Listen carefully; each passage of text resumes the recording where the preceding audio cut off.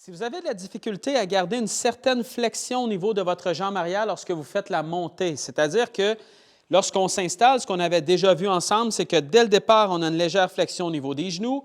On fait la montée comme ça ici. Ce qu'on veut sentir, c'est quand même qu'on garde une légère flexion au niveau de ce genou-là. On ne veut pas avoir une jambe qui est complètement droite. Mais si vous avez de la difficulté justement à garder cette légère flexion-là, souvent, c'est dû au fait que lorsqu'on monte, les bras vont beaucoup trop vers l'intérieur. Je m'installe. Si j'ai tendance, par exemple, à monter comme ça ici et envoyer les bras un peu trop vers, en fait, derrière moi, un peu trop vers l'intérieur, ce que ça fait, c'est que ça met énormément, justement, de pression sur cette jambe-là. Et parce que j'ai beaucoup de pression, bien, le genou, lui, ce qu'il va avoir tendance à faire, c'est qu'il va avoir tendance à devenir complètement droit et le genou avant, lui, va venir un peu s'écraser au sol comme ça. Et quand je fais ça, bien, je n'ai aucune stabilité.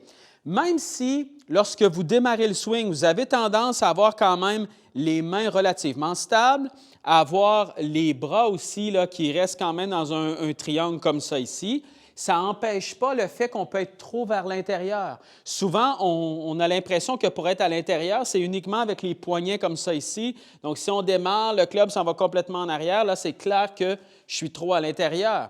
Mais même si je n'ai pas cette problématique-là de poignet, donc que mes mains sont beaucoup plus stables comme ça ici, je peux quand même être trop à l'intérieur.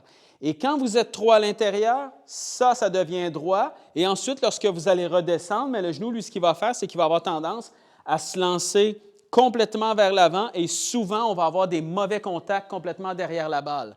Ce que vous pouvez faire lorsque vous allez vous installer, prenez simplement la sensation, comme on en avait déjà vu, de imaginez-vous quand vous tournez que vos bras restent légèrement plus devant vous. Donc, si c'est quelque chose que vous travaillez depuis quand même un bon bout de temps et que vous avez de la difficulté à le faire, mais quand vous allez faire la montée comme ça ici, imaginez-vous que vos bras restent légèrement plus devant vous et non pas de les amener complètement derrière vous comme ça ici. Et vous allez sentir tout de suite la différence du fait d'être capable en fait de garder beaucoup plus la flexion au niveau de ce genou-là.